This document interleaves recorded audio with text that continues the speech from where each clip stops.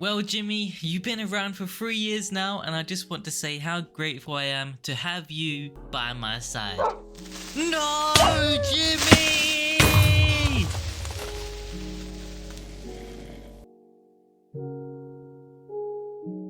Wait, this is a cool mechanic for a horror game.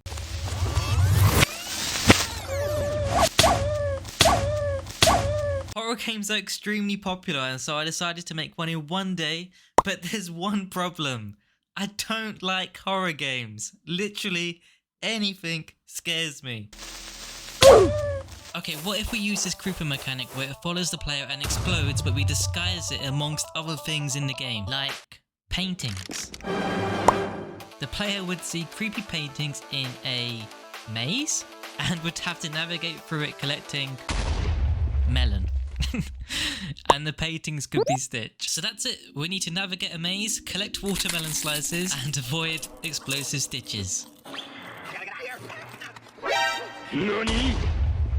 Now the first thing I need is a bean. And because I'm creative and good with coming up with names, let's name him Bean. Let's give Bean a smiley face.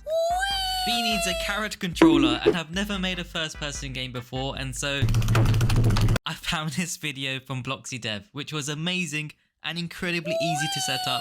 Now Bean can walk, jump, and run off a cliff.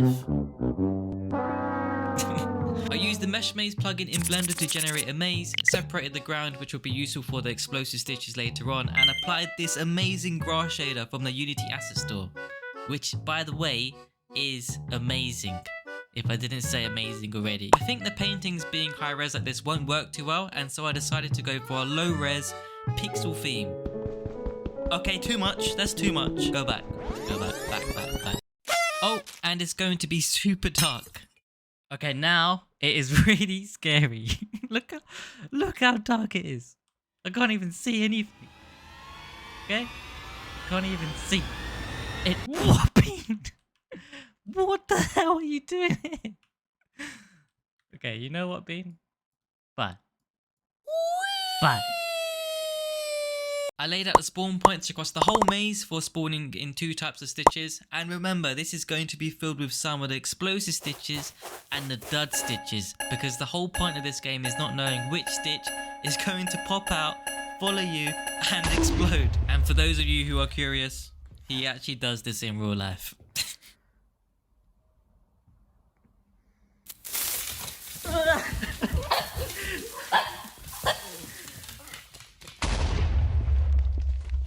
To make the explosive stitches, I added a collider where if the player walks by it, it prompts this pop animation that happens randomly between a few seconds. So it could be 1, 2, pop, or it could be 1, 2, 3, 4, 5, pop, because it's between 2 and 5 seconds, right? So it could be 1, 2, 3, pop. I think you get it. It's fine. Just let me know in the comments below if you don't get it. Followed by this creepy walking animation that follows you thanks to Unity's nav mesh, and this explosion that happens 5 seconds after popping from the wall. And it's not randomly this time. It's not 1, 2, 3, 4, 5, pop. It's going to be 1, 2, 3, 4. Actually, no. It is 1, 2, 3, 4, 5, pop. Popping from the wall. But this isn't scary enough, right? It's just Stitch. It's this dude. And we know this dude. It's Stitch, my dog. And so those of you who are scared of scary stuff, or like horror games and stuff like that, look away now. Because you won't be able to deal with what I'm about to show you. Okay, this is creepy now, right? Is it creepy? Is it a horror game now? Googly eyes. Great job. Amazing. Let me know in the comments if you like it. Oh, and I also made the googly eyes track the player's movement to make it a lot more creepier. Next up is creating the watermelon slices, and these will be collectibles in the game that the player will need to collect to complete the level. Okay, so hear me out.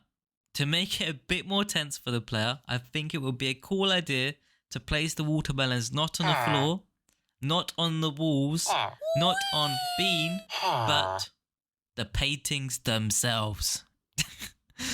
Is that really evil? I created a spawn point within each of the paintings for when we need to spawn in the watermelon slices, and I used this fill asset to quickly create this shrinking effect for when the player eats a watermelon slice. But this isn't enough. So I made this weird particle effect as well, but when the player eats a slice by pushing E, by the way. You need to push E and then you eat a slice, okay? There's not going to be any instructions for this game. It's all in this video. Okay, so there's no warning when explosive stitches appear. And so we need to add sound. All the sounds are mostly used Kenny, which by the way has amazing assets which you can use for your project.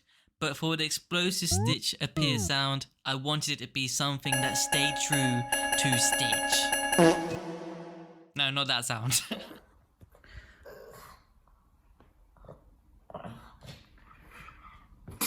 This sound, which actually sounds like the creeper sound from the start. So that's the game I made in a day.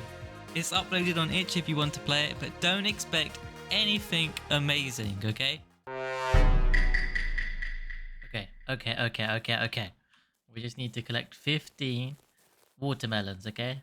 You not are the bogey, right? You're the bogey Stitch, okay? It's fine.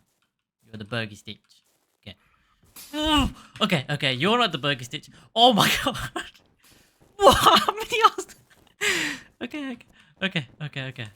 Just keep running, it's fine. Let's just find one watermelon at least, okay? You're not a bogey, right? Ooh! Okay.